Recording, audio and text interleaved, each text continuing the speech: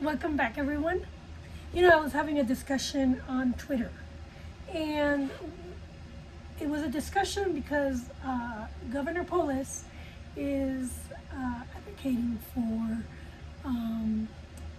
affordable housing. And what he's proposing, in my opinion, will not fix the problem.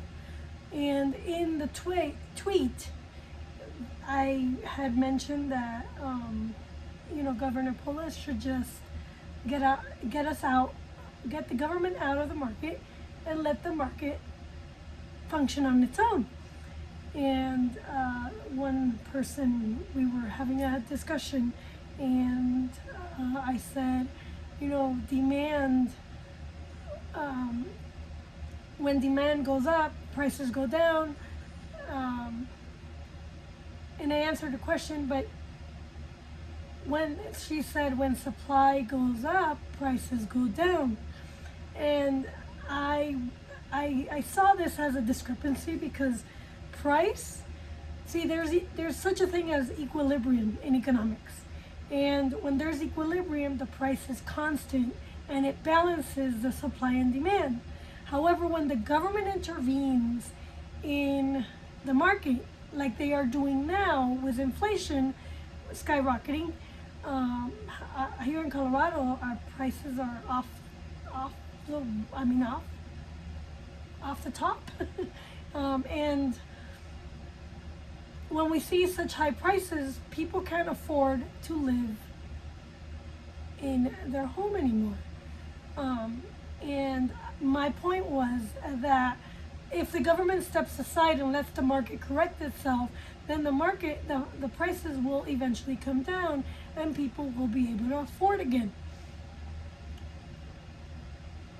But the government doesn't want to do that. So in an effort to explain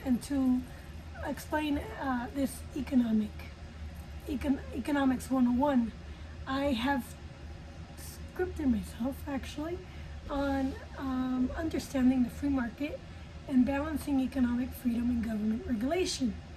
So let's dive in. Thank you for having me back, and thank you for watching.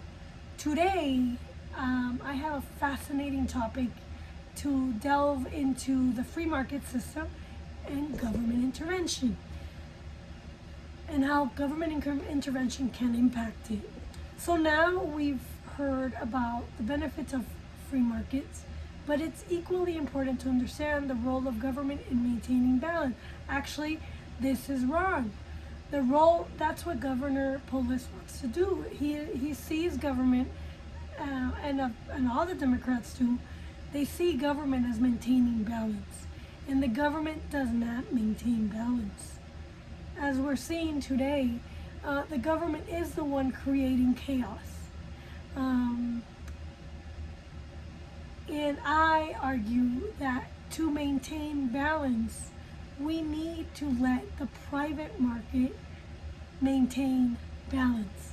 When the private market, when it's truly a free market, we will see an equilibrium again. So, to start, let's define what a free market is. A free market is an economic system where buyers and sellers engage in voluntary transactions without government interference. In this system, individuals and businesses make decisions about what to produce, how to produce it, and to whom to produce, based on supply and demand dynamics. So what's the benefit of a free market? So why do economics often advocate for a free market? Why do the Republicans advocate for a free market? Why am I advocating for a free market? There are several reasons why I advocate for a free market, and so are other economists and Republicans. Because in a free market, you have efficiency. It encourages competition, which drives innovation and efficiency. Businesses strive to improve their products and services to attract customers. What are we seeing today with ESG? We are seeing government intervention in the free market, and we are seeing the services decline in customer service. And the product quality is also declining. Now, there's also, in a free market, there's also consumer choice. Consumers have a wide range of choices. In America, we have a right to choose what we want to buy or wear or how to behave. And so, leading to a better product and lower prices. Economic growth happens in a free market because the free market can lead to higher economic growth as businesses expand and create jobs. The businesses create jobs, not the government. In America, you're seeing constantly how Kamala Harris, oh, I've created jobs. Really? You've created what kind of jobs? The government doesn't create jobs. Businesses do. In a free market, you have individual freedom. It allows individuals to pursue their economic interests and make choices about their own resources. So what happens when government intervenes, as you're seeing today in America or in any country around the world, but in America especially? We're seeing chaos, plain and simple. While a free market has many advantages, there are situations where government intervention becomes necessary. So let's explore a few areas where government might step in. Monopoly regulation. Governments often regulate industry with natural monopolies like big tech, Facebook, YouTube, LinkedIn, like utilities, to prevent price gouging and ensure universal access. So then what do you have? Then the next point is that you have consumer protection. Our wonderful Attorney General is in charge of regulations to protect consumers from unsafe products, fraud, and misleading advertising. But what if the fraud is at the ballot? Is our Attorney General protecting us from voter fraud? I don't know. That's a silly question. Environmental concerns. Governments enact regulation to control pollution, which is causing right now a lot of regulation, and this is the interference with the market, and they also protect natural resources. But instead of protecting natural resources, are controlling climate change. And so you're seeing an interference with housing, transportation, all in the name of sustainability.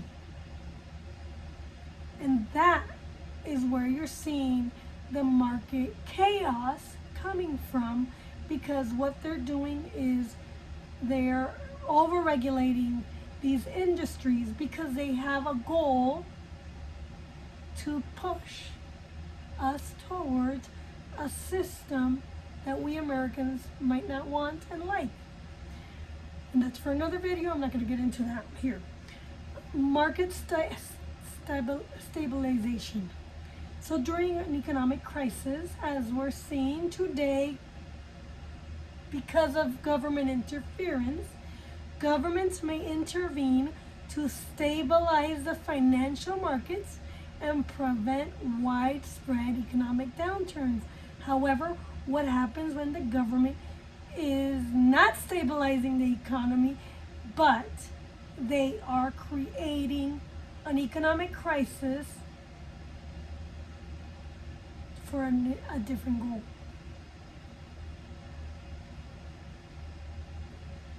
I'm just leaving it there. You think about it. Okay, so balance and challenges. Striking a balance. I love my balancing act between a free market and government intervention. Mind you, in America, we're a self-governing country that was turned partly socialist in 1930s and partly self-governing. And now we're on the brink of becoming a full-blown socialist country.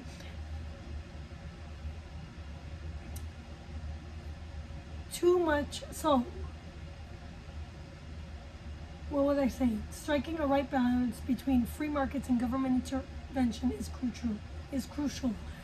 Too much regulation can stifle innovation and economic growth, while too little can lead to inequality and market failure. And right now, what are we seeing?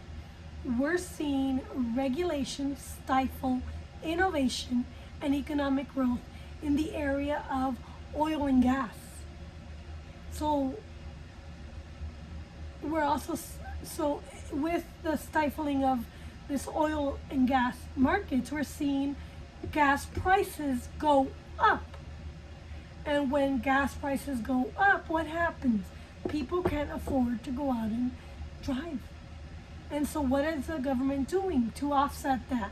They are trying to regulate the transportation industry so we all go out and ride a bus. Beyond me, that doesn't fix it. Okay, it's only creating more chaos. While too little regulation, like Governor Polis wants to do, is get rid of all the zoning laws, will create inequality and market failure. Plain and simple. So I've given you real world examples, but let me give you some more. Let's look at a couple more real world examples. In 2008 financial crisis, there was an excessive risk taking and there was excess in risk taking and insufficient regulation in the financial sector, contributing to the crisis. So remember the mortgage and lending market. There was a bubble and it crashed. Remember the car industry. The government had to intervene with measures like Troubled Asset Relief Program, TARP, to stabilize the economy. Another example is the pharmaceutical pricing. So the pharmaceutical industry often faces debates about drug pricing. Like right now, we have a lot of regulations cutting back on the cost of drugs. While a free market approach may lead to higher drug costs, government intervention can involve price controls or subsidies to make medicines more affordable. However, I argue that government intervention, even in the pharmaceutical industry, is actually creating a dependency in government subsidies. And we are creating a permanent class of, what do you call these newbies coming out? Not elitism, but entitlement programs. In the end, in conclusion, understanding the free market and government intervention is essential in economics. A balanced approach considers both the benefits of a free market, such as efficiency and innovation, and the need for government regulation to protect consumers, ensure fairness, address market failures. That's it for today's lesson. I hope you found this discussion informative and insightful. And remember, economics is all about striking that balance of freedom and responsibility. Thank you for joining me and see you next time for economic lessons. Thanks. Don't forget to like and subscribe and join my email community by visiting my website at Marla Fernandez for HD3. Thanks. I look forward to coming on live next time.